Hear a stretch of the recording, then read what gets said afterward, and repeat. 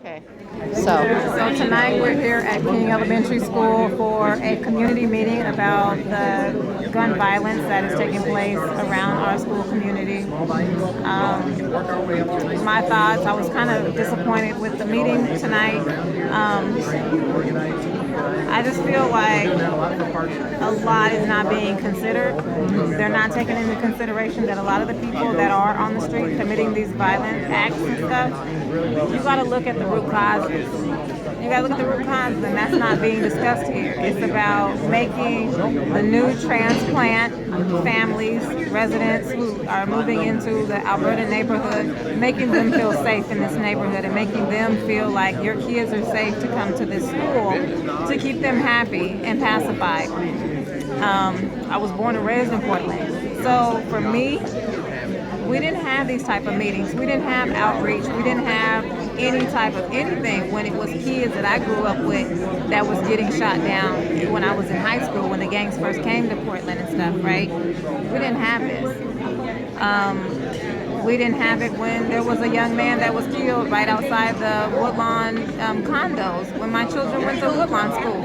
At Woodlawn, we didn't have this type of a community meeting, right? Or foot patrols?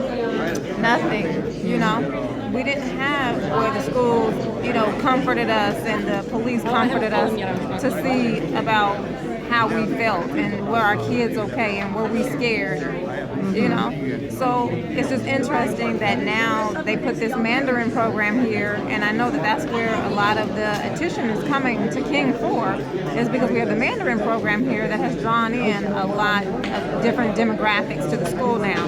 So now we do have a lot of different higher socioeconomic status families that are here, whites and Asians here. I don't feel that it's genuine concern for everybody here. Right. I don't feel that. I don't feel that it's a genuine concern for the young man who lost his life on the corner.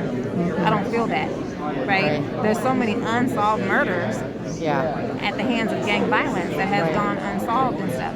I don't feel that that's really what this whole meeting is about. It's about making one particular group of people feel safe in the neighborhood by having all these police officers, by having a security guard at our kids' elementary school. That doesn't make me feel safe.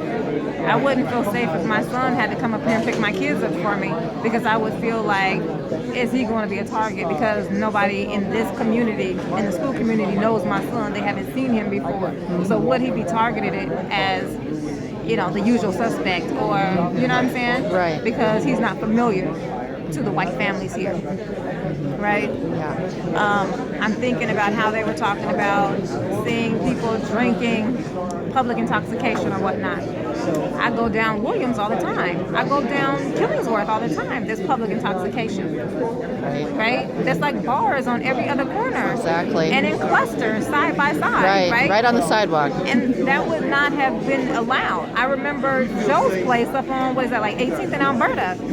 You could not have that. You couldn't even have a beer bottle in a paper bag, right? Right. And be walking out in public with that, right? But now you have the open bars with the gates that rise up and your tables are out on the sidewalk. That's public intoxication.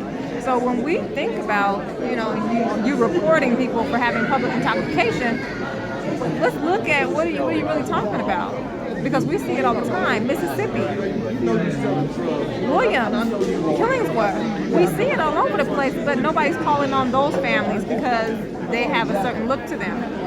So that's totally acceptable, right? Right. So it's about how you do it, and if you're doing it in an acceptable way. Acceptable to who? Yeah, exactly. And so those are the things that concern me, is that a lot of our families and a lot of our people that are still in the neighborhood who have not been pushed out to Gresham or over to Vancouver, they're going to be targeted just for walking down Alberta. Right. So those are the things that concern me about this meeting. It's like, and this group was not representative of the kids that go here. Right. There was a handful of Hispanic families. There was a handful of black families. Most of them were the white neighbors. And surprisingly, there was a lot of teachers here, because usually the teachers don't show up to anything here either.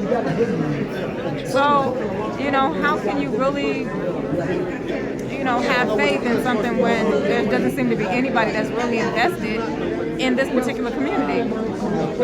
What would you have liked to see tonight? I would have liked to see some real dialogue, some real honest dialogue, not just propaganda. Right. Not just agendas being pushed, because we know that the city's asking for more police officers. We know that they're asking, it was just all agenda of people pushing their own agendas of what they want for our community, not really listening to what the community wants. And we didn't even have the real community here. So so you're still not talking to the right people. Right. You're not talking to the people who was the most affected by it, whose cousin it was that was laying out on the corner. You were not talking to those people. You're talking to the people who are thinking it's a nuisance that I have these dead bodies that keep on dropping out in front of my house. Those are the people that was here tonight. Not the people whose family it was that's getting killed, whether it's by gang violence or the police violence. Because our black males are in jeopardy of both of those, whether it's the violence in the street by people that they know in their own community or by the police officers who's supposed to be protecting and serving. They're subject to both, and I'm scared for both, for my kids and other people's kids that are around here and stuff. The other thing is we can't use this as an excuse to displace families from their apartments either. That there's groups that feel that if only those families, because you're attracting the crime, you're attracting the gang violence to this neighborhood, so if we can just get you out, then the problem will be solved.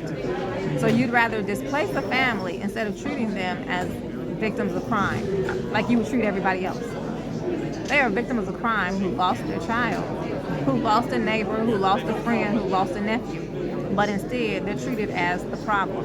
And if we get rid of you, then the problem goes away. If we can just get rid of y'all, the problem will go away, because it will follow you, whether it's out to 162nd, 181st, wherever, the problem will go with you. And then we can be free, what they say, to have better livability, right? Mm-hmm. Wow. That's the term, livability, which just means that people of color are gone. That's what I've determined the definition of livability is that we're not present. Well, I'm glad you're here. Thank you. Yeah. Thank you.